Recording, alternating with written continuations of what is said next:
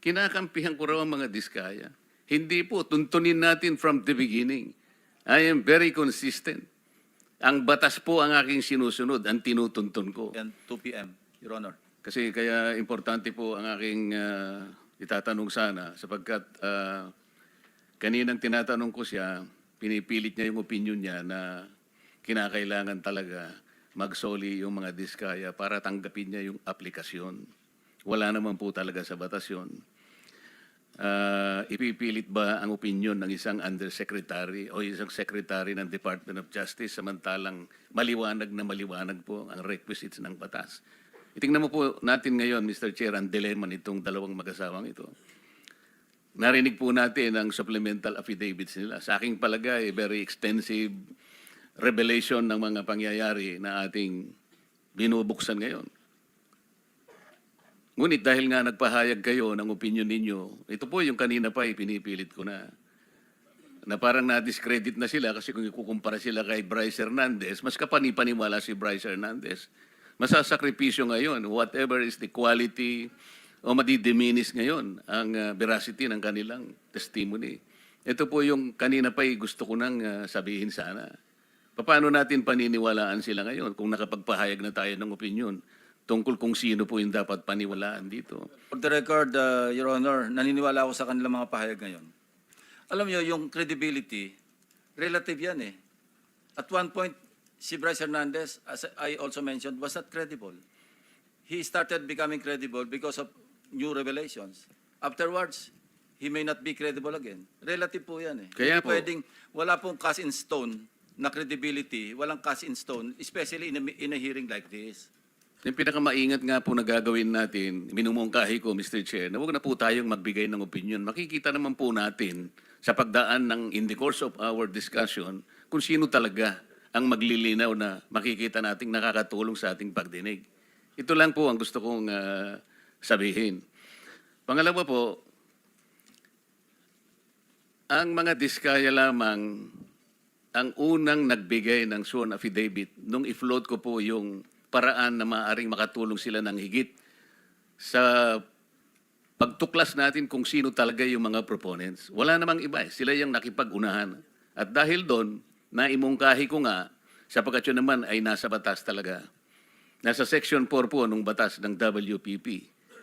Kaya po namin sila kinonsider. Ngayon, kung sasabihin po ng Department of Justice na kinakailangan pa palang testingin ang credibilidad, ang sincerity, yung goodwill, na wala naman po sa batas yun, paano po yung aplikasyon nila?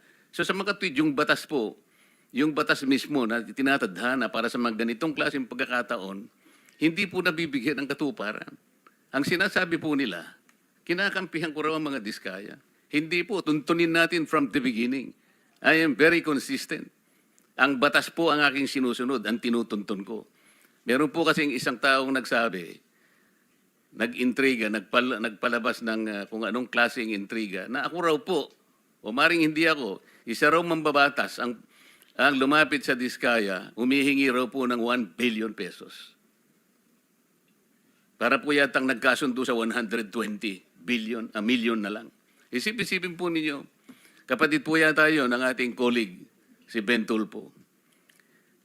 So ngayon po, ang dami nagsasabi na baka ako yun. Sa akin lang po, okay lang yung magpalabas sila ng ganun eh.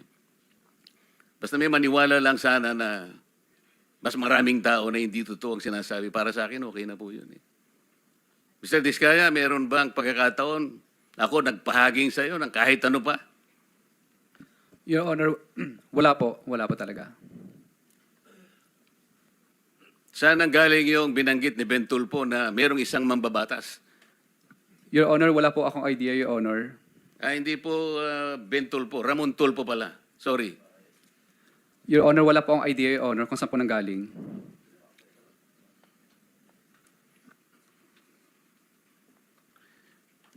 Balik po tayo dun sa sistema na gusto kong maging daan para maayos natin sa pamagitan po ng pagdinig na ito. Secretary Bunuan,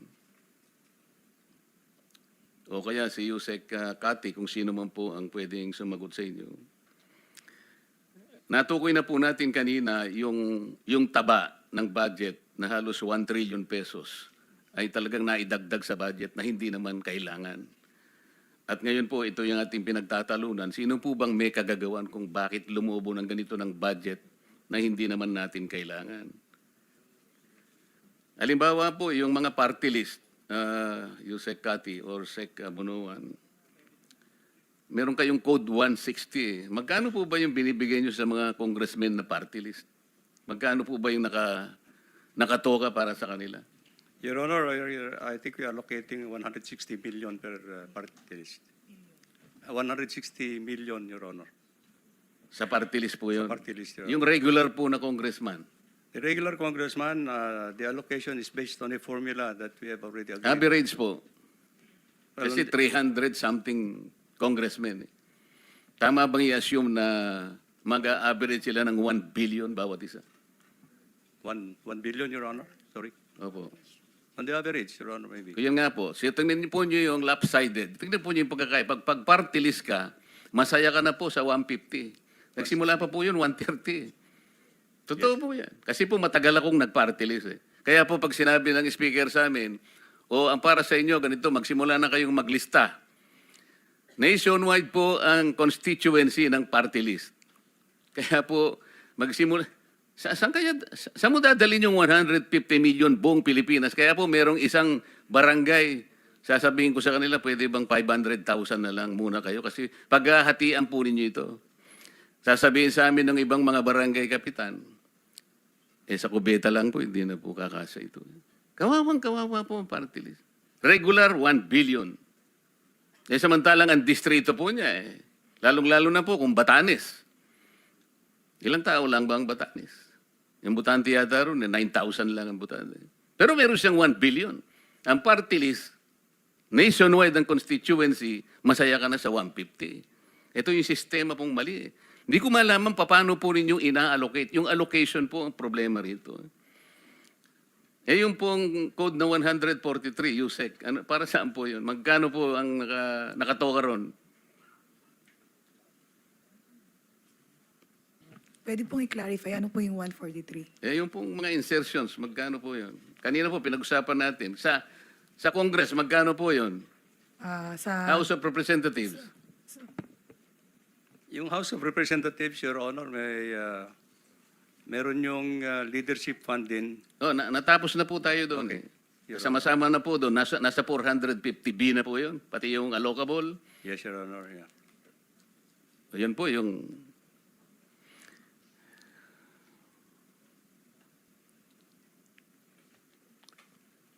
Mr. Bryce Hernandez, para naman hindi naman ako masiro, gusto rin kitang tanungin. Kahit sinabi ng chairman nung isang nakaraang pagdinig na na-exasperate na sa'yo, sinabi sa'yo, incredible ka talaga. Kasi hirap mo talagang paniwalaan. Pwede mo bang bigyan kami ng estimate sa flood control projects lang, 2023 to 2025, magkano yung value ng lahat ng flood control project sa Bulacan? Sa distrito mo lang, yung first engineering district. Mabilis pong computation siguro. More or less po, kung 10 billion po yun, ang total na halaga lang po talaga nun is mga 3 billion lang po, Your Honor. Kasi yun na po talaga yung ginagamit nating pang budget para sa construction po mismo. Sino po ang... Nagbanggit ka kasi ng dalawang kasama namin dito. Ibig mo sabihin, walang mga congressmen na involved? Meron po, Your Honor. Nabanggit ko na din po kanina, Your Honor. Wala kasi ako kanina. Pwede mo bang ulitin? Ang sinasabi kong involvement, yung katulad ng binanggit mo sa dalawang kasama namin dito, humihingi rin ng porsyento. Opo, Your Honor. 25% po. Sino-sino sila? Si Kong Zaldi ko po. Hindi, sa Bulacan ang sinasabi ko. Nabanggit mo na si Saldi kanina. Isa mismong first engineering district ng Bulacan. Your Honor, ang kausap po, ang Congress po namin doon nung 2020 to 2025, si Kong Boy Cruz. Kaya nga, sila rin ba ay ganun din ang patakaran, kumukuha rin, kagaya na sinasabi mo sa dalawang kasama namin dito? May pag-uusap po sila ni Boss Henry. Alam mo rin yung pag-uusap eh. Kasangkot ka rin eh. Magkano nga? 30. Hindi po, Your Honor. Ang alam Magkano? ko po, 15 to 20% lang po. Sino-sino sila? Yung congressman po na, nung panahon pa yun, no 2022, si Kong Diche Pancho po, tsaka si Kong Boy Cruz po. 23, 24, 25. Sino-sino sila? Yun po sila po, Your Honor. Sila po ang congressman dun sa panahon na yun, Your Honor. Sino-sino ba yung congressman ng 1st Engineering District? Hindi mo kilala? Yun nga po binanggit ko po, si Kong Tina Pancho po, si Kong Boy Cruz po, saka si Kong Danny Domingo po. Sila po. Silang tatlo lang Sila lang po ang congressman po namin. ng 1st Engineering District. Yes po, Your Honor. So sila, 15 to 20, paano yun? Opo, parang ganun po, nasa 15% po to 20%. Pero doon po pumapasok din yung nabanggit po ni Congressman Toby Chanco na meron pong yung mga bumababa po sa lugar nila na wala silang idea, basta bumababa na lang po, doon po yung meron pong parking. So si Congressman Saldico, ilan naman ang sa kanya? Nasa 25% po, Your Honor. 25% ng how much? Kung magbaba po siya Kanina ng... sabi mo 3 billion, di ba? Opo, kung magbaba po siya ng 1 billion, that's 250 million po, Your Honor. Sinabi mo na kanina, yung total sa 1st Engineering District, 2 billion pesos. 3 billion pesos kamo. Example lang po yun, Your Honor, na yun lang po yung magagastos sa actual construction po, Your Honor. For example, na 10 billion po. Pero ang magagastos, Ang magagastos lang po talaga sa actual na pagpapagawa ng proyekto is kung 10 billion po yung budget, nasa 3 billion lang po. I think matitira 7 billion. Yun po doon po pumapasok yung mga iba-ibang gastos, Your Honor. Kasama na po yung proponent. Ilan nga yung gastos para sa proponent? Yun ang malaki. Opo, Your Honor. Ilan sa 7 billion ang para sa proponents? Yun po, 25 to 30% po. Magkano nga yun? 2.5 to 3 billion po, Your Honor. 2.5 to 3 billion? Yes po, Your Honor. Opo. Of 7 billion. Hindi po. To 25 to 30% of 7 billion. Kaya nga 3.5, 2.5 to 3.5. Your Honor, hindi po kasi, ano po, ang titingnan po kung magkano po yung ibinabang budget sa appropriation, for example po, 10 billion, kukunin po dun sa 10 billion yung 30% po. So, that's 3 billion po. Yun po yung proponent po. Sa buo. Opo, Your Honor. So yung proponents, 3 billion. Opo, in short, 30% po kung magkano po yung ibababa. Hindi tayo nagkakaintindihan. Gusto ko kasing makwenta ilan lahat ang napunta sa mga proponents na sinasabi mo. Sabi mo, merong congressman, tapos sinama mo si Saldico, tapos meron ka sinabi ritong dalawa sa amin. Ilan ba yon sa kwenta mo? Your Honor, ang congressman po na regular namin, iba po sa party list. Magkakaiba po sila, hindi po sila pare-parehas Kaya ng nga, gastos. ilagay mo na lang kamo. Sinabi mo nga 15 to 20% eh.